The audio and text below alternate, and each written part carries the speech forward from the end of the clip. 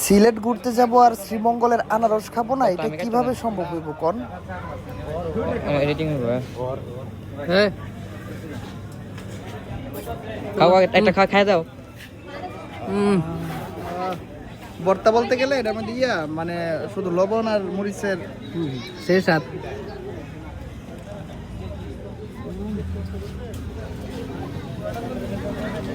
তুই খা।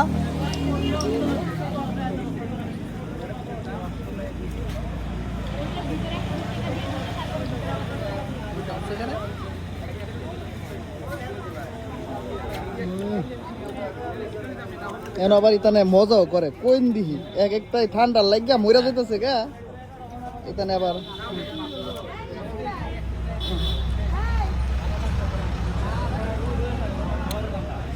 রাসেল খাও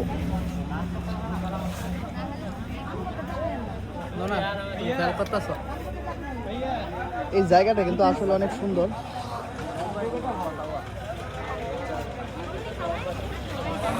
এখানে পেঁপে আছে, তারপরে আনারস, এই খানা আচ্ছা চাপ ডাব আছে।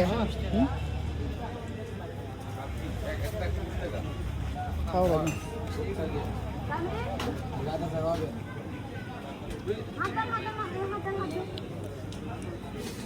অস্থির অস্থির না, তোরে খাওয়াই দিই। এটা হলো আমাদের ক্যামেরার পিছে থাকে সবসময় উদয়।